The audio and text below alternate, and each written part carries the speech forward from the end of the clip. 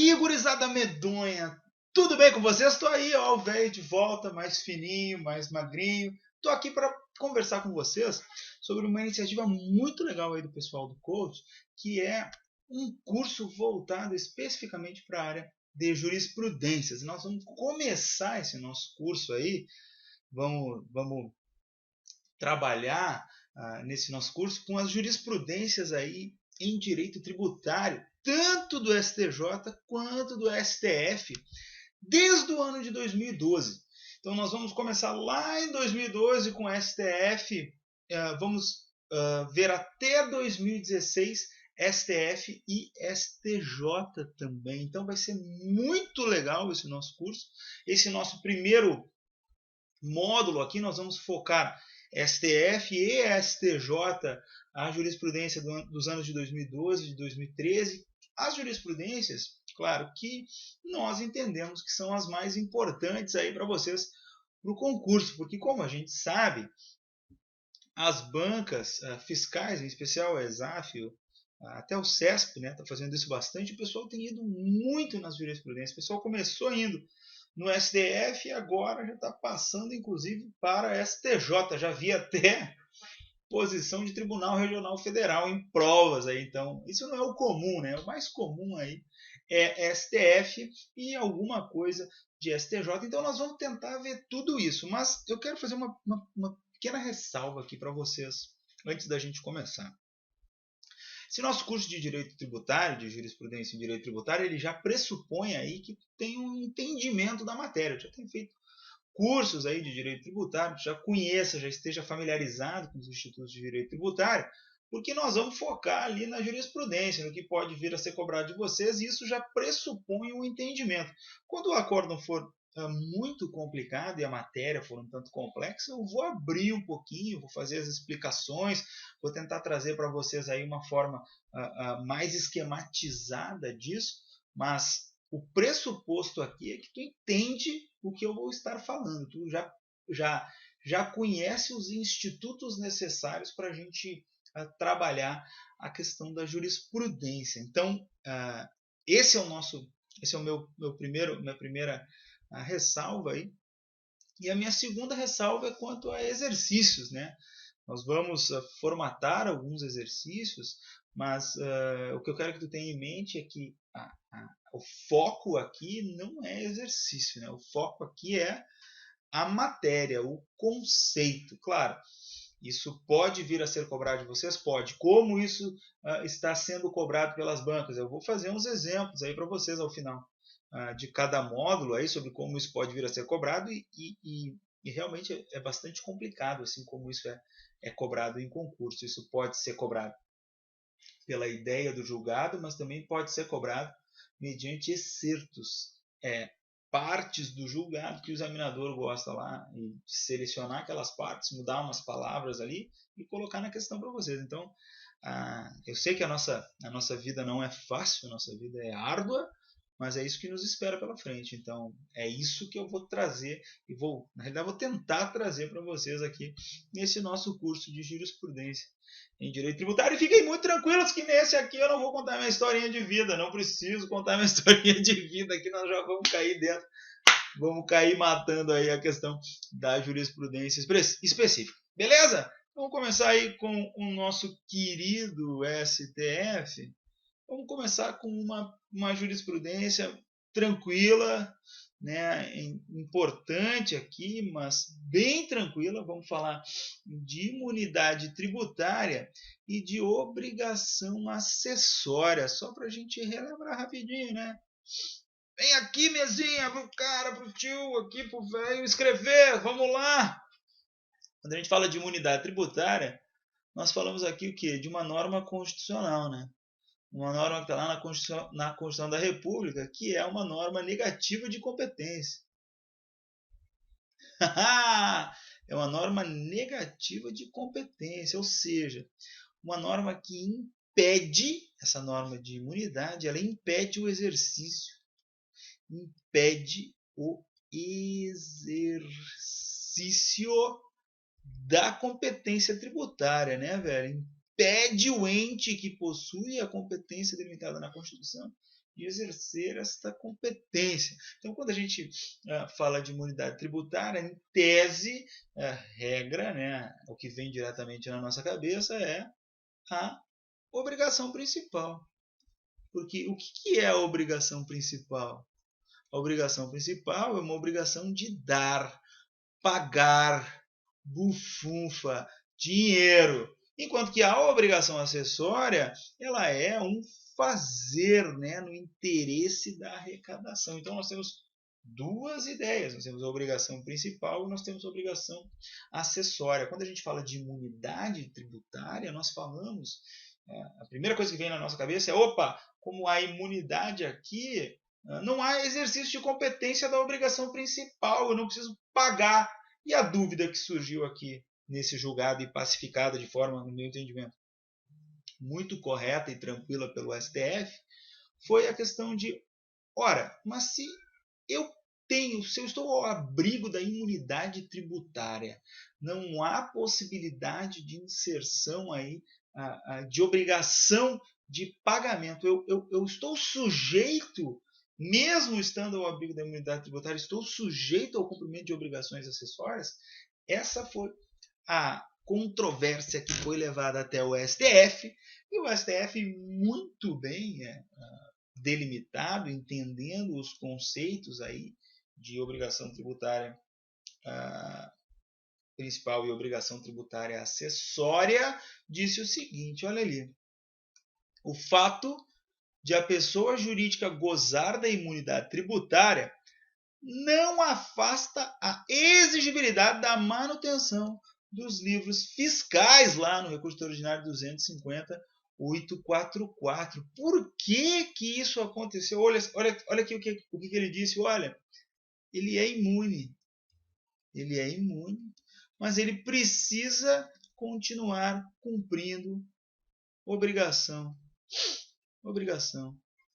acessória. Pô, minha letra está cada dia mais bonita, né? Então, o que o STF disse? Olha, em tese aqui, colegas, a ideia das obrigações, aqui eu trouxe um excerto ali do informativo 668 do STF, né? Isso é muito importante, nosso curso está sendo formatado com base nos informativos do STF, na coletânea de jurisprudência do STF e do STJ. Então, é muito importante a gente trabalhar o que está expresso lá nesses informativos, porque ali ficam todas as ideias base. Então, a ideia base aqui desse julgado foi que no direito tributário há um princípio chamado da autonomia das obrigações, porque no direito civil a obrigação acessória ela segue a principal. A obrigação acessória ela orbita a obrigação principal e depende da obrigação principal. Isso no direito civil. Né? No direito tributário isso não acontece, é o princípio da autonomia das obrigações. Nós temos a obrigação principal e a obrigação acessória, elas existem independentemente aí uma da outra. Então essa foi a base da tese que disse, olha, no caso em que pese exista imunidade e não nasça a obrigação tributária principal, é possível que a obrigação acessória seja exigida. Olha ali, imunidade tributária e obrigação acessória. Exigir de entidade imune a manutenção de livros fiscais é consentâneo com o gozo da imunidade tributária. Essa foi a conclusão da primeira turma, tá? Ao negar provimento a recurso extraordinário, no qual o recorrente alegava que, por não ser contribuinte, olha ali, eu não sou contribuinte, eu tenho imunidade, não lhe caberia o cumprimento de obrigação acessória de manter livro de registro do ISS e autorização para emissão de notas fiscais de prestação de serviço. Na espécie, o tribunal de origem, do qual decorreu o posicionamento que chegou lá ao STF, entendera que a pessoa jurídica de direito privado teria direito à imunidade e estaria obrigada a utilizar e manter documentos, livros e escrita fiscal de suas atividades, assim como se sujeitaria à fiscalização do poder público. Então, no julgado que deu origem a esse recurso extraordinário lá no STF, o Tribunal de Origem já tinha dito, já tinha trazido essa tese, que é uma tese consolidada na doutrina e na jurisprudência.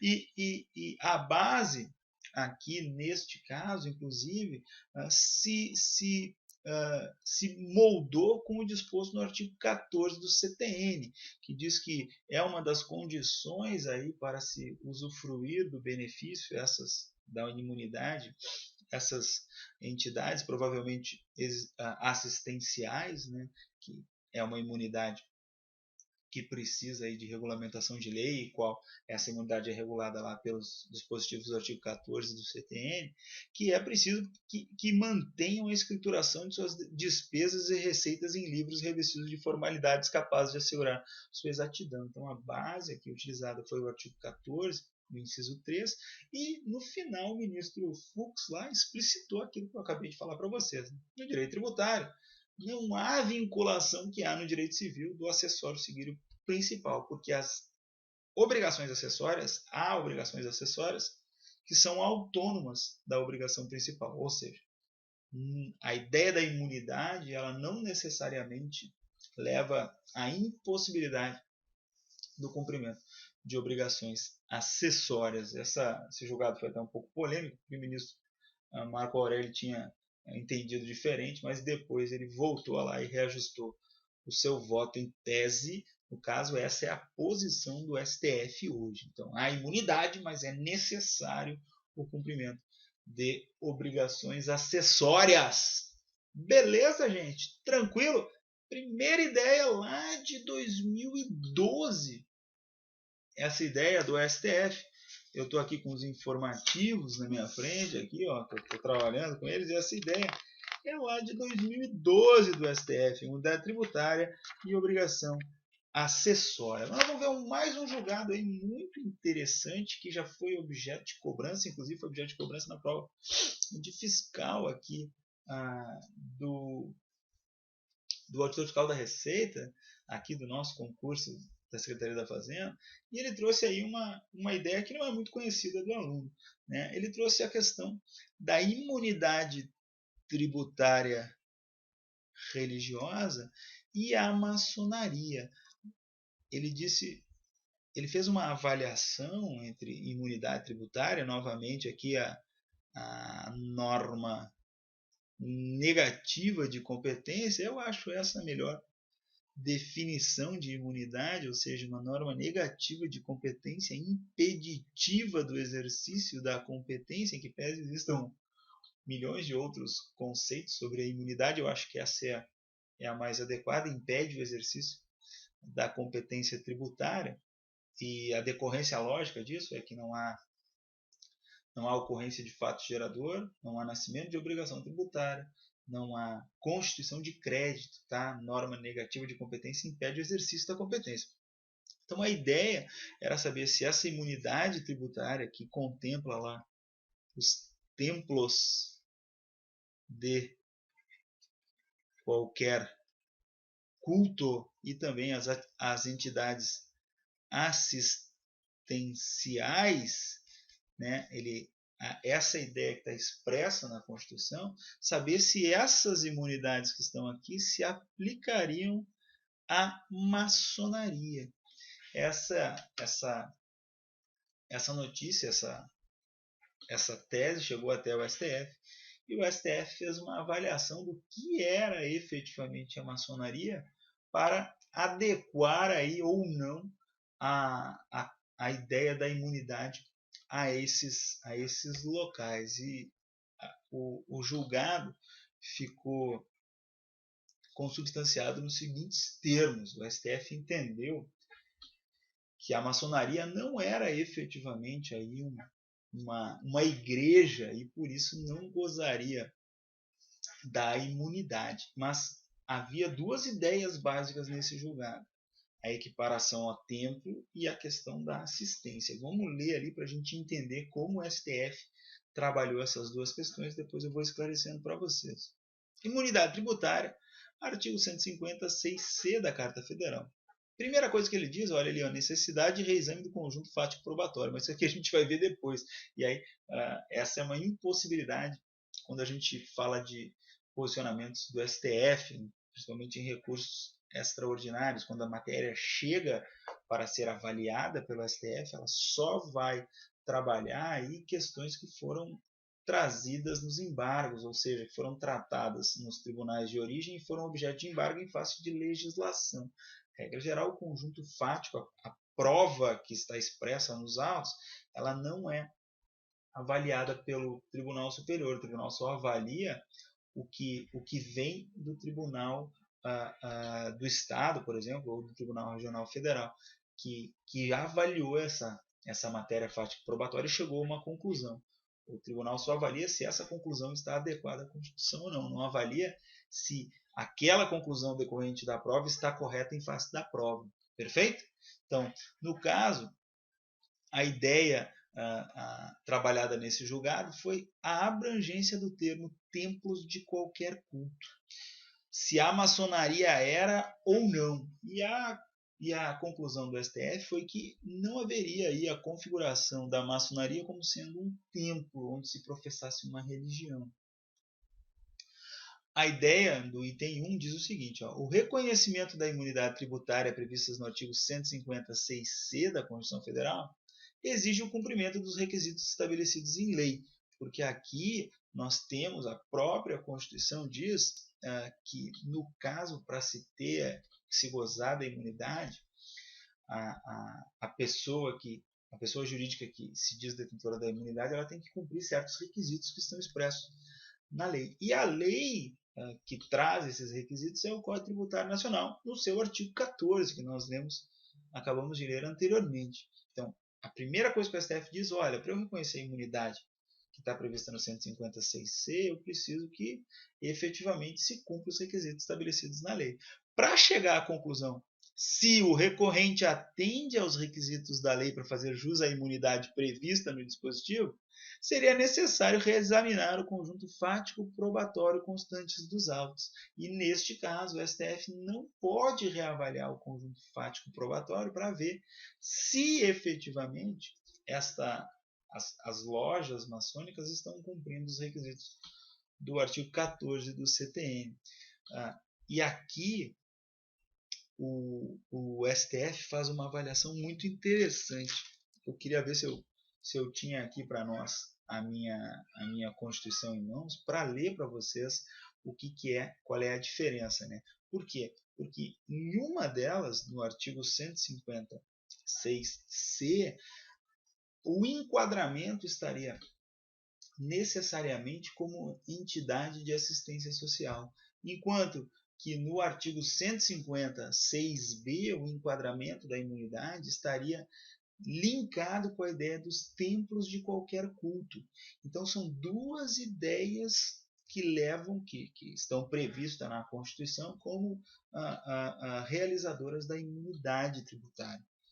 A ideia do 156C, e aí o enquadramento que se deu aqui, as lojas maçônicas seriam de ideias, entidades assistenciais para configurar a imunidade em face de uma entidade assistencial teria que cumprir requisito que está previsto na lei, conforme diz a Constituição, e essa lei é o CTN, e para fazer essa avaliação o STF teria que revolver matéria fática probatória, então quanto a isso ele não se manifestou. Presta atenção. Quanto ao enquadramento da maçonaria como entidade assistencial para fins de se deferir aí a imunidade tributária, o STF teria que fazer reavaliação de matéria de conjunto fático probatório, e isso ele não pode fazer e ele não fez. No que diz no enquadramento do artigo 156B, a coisa era diferente. Aí a imunidade decorre dos templos de qualquer culto. E lá, nesse caso específico, o STF diz o seguinte, quando a gente fala de imunidade de templos de qualquer culto, que está lá no 156B, ela é restrita aos templos de culto religioso. E a maçonaria não se aplica essa ideia, porque nas lojas da maçonaria não se professa qualquer religião. Então veja bem, há duas ideias aqui que foram trazidas ao STF. A ideia da assistência, da entidade de assistência, que para se conseguir a imunidade teria que cumprir os requisitos da lei, e esses requisitos estão lá expressos no Código Tributário Nacional, no seu artigo 14, esta parte não foi conhecida. porque para avaliar isso o STF teria que fazer reexame de conjunto fático probatório, e há inclusive súmula que diz que isso não é feito pelo STF, a súmula 279, ó, teor da súmula 279 do STF. E por isso o recurso extraordinário foi só parcialmente conhecido. É um pouquinho de direito processual aqui que nós temos que entender. Então, o que acontece? O recurso extraordinário chega lá no STF e ele tem duas alegações, a alegação 1 e a alegação 2. Para ele ser totalmente conhecido, o STF teria que avaliar a alegação 1 e dizer ok ou não, e teria que avaliar a alegação 2 e dizer ok ou não. Neste caso, para avaliar a ideia 1, ele teria que avaliar o conjunto fático probatório. Então, isso aqui, nesse ponto aqui, ele não conheceu. Não conheceu. O que é não conhecer? Ele não avaliou se existia compatibilidade constitucional ou não no que diz lá com o artigo 156C. Ele só avaliou no que diz com o artigo 156B. Nesta parte, ele conheceu. Aqui na parte 2 foi conhecido. Foi conhecido e foi desprovido. Por que foi desprovido? Porque o recurso foi interposto aí pela loja maçônica, que não tinha efetivamente aí, recebido essa ideia da imunidade no julgado do tribunal imediatamente abaixo do STF, no caso, né? Então, nesse caso aqui do conhecimento, ele foi desprovido, ó, na parte conhecida, ou seja, lá na ideia do 156B, o STF diz que a maçonaria, ela não é efetivamente um templo religioso para fins de deferimento da imunidade em templos de qualquer culto. Perfeito? Então, espero que tenha ficado claro aí para vocês. Eu vou acabar tendo que entrar em algumas ideias processuais aí. E o importante é a gente entender que o que ficou definido é que, no caso, não se pode dar imunidade tributária para a maçonaria no que diz com o artigo 156b, porque ela não é um templo onde ela não professa um culto religioso. Essa é a percepção do STF. Olha lá o que disse o nosso informativo 678. É importante a gente ler, tá? As organizações maçônicas não estão dispensadas do pagamento do Imposto sobre a Propriedade Predial e Territorial Urbana, IPTU. Essa é a conclusão também da primeira turma, ao conhecer em parte o recurso extraordinário e, por maioria, negar-lhe provimento na parte conhecida.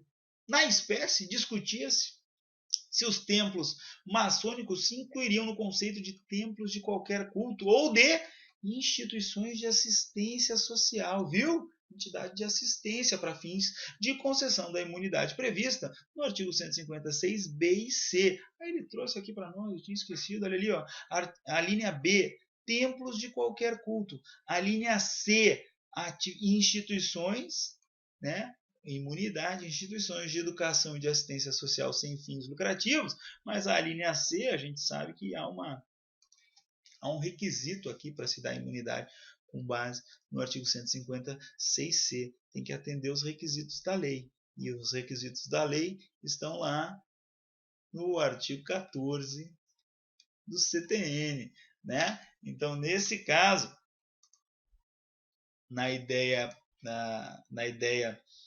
básica da linha C, seria inviável em face do verbete 279 da súmula do STF. Olha ali, para simples reexame de prova, não cabe recurso extraordinário. Aludiu-se ainda à observância do artigo 14 do CTN para que pudesse existir a possibilidade do gozo do benefício, matéria que não possuiria índole constitucional. Pontuou-se que a maçonaria seria uma ideologia devida e não uma religião. Então, no caso aqui, é exatamente tudo que eu disse para vocês, só que feito aí nas palavras do informativo do pessoal do STF. Perfeito, galera? Tranquilo quanto a esse? Então, beleza. Vamos passar então ao nosso terceiro julgado aqui nesse julgado, esses dois julgados anteriores que eu falei para vocês são de 2002, e agora nós vamos falar já de 2012, perdão, e agora nós vamos falar de um julgado de 2013. Vamos começar com o julgado de 2013, que é, olha, um dos julgados mais importantes aí do STF nos últimos tempos. É um julgado complexo, que teve diversos desdobramentos, mas que atualmente está consolidado e trouxe aí, deu abertura para a mudança de um entendimento no que diz com imunidade tributária, porque uma ideia importante da gente entender, né? Primeira coisa que nós vamos fazer, nós vamos trabalhar o julgado, mas quando a gente vai começando a entender que quando o STF fala de imunidade tributária, ele vai adotar em tese, e geralmente ele vai adotar aqui uma visão teleológica da norma, que quer a ideia do que a norma pretende no ordenamento, qual é a finalidade que a norma quer atingir. Ele vai adotar, quando falar de imunidade, uma ideia teleológica, inclusive uma abertura maior, inclusive, que a interpretação sistemática, porque aqui a ideia é garantir a imunidade, garantir a não tributação.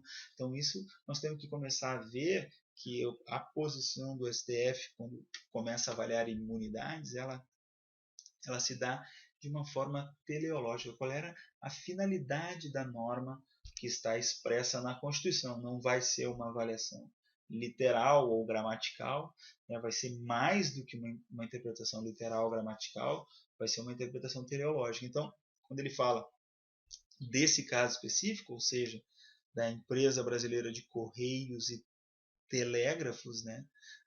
uma empresa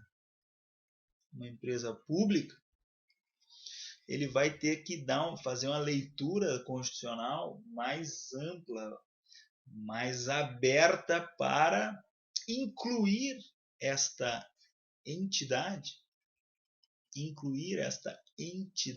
da administração indireta no conceito lá de imunidade tributária recíproca. No conceito lá de imunidade tributária recíproca, que está expresso lá no nosso artigo 156A da Constituição, né?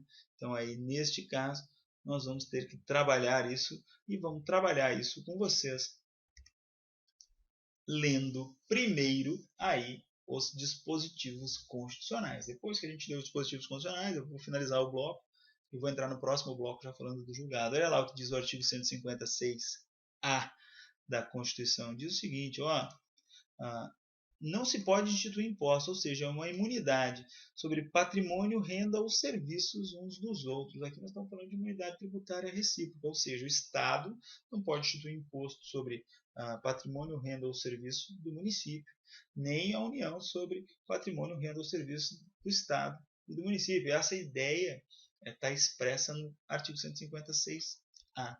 Mas mais do que os entes políticos, ou seja, as pessoas políticas que possuem capacidade, né, União, Estado, Distrito Federal e os municípios, o parágrafo 2º diz o seguinte, olha, essa vedação lá do 6A é extensiva a autarquias e fundações instituídas e mantidas pelo poder público, o que se refere ao patrimônio, à renda e aos serviços vinculados às suas finalidades essenciais ou às dela decorrentes. Então, neste caso, há uma extensão aí para as autarquias e fundações que fazem parte da administração indireta.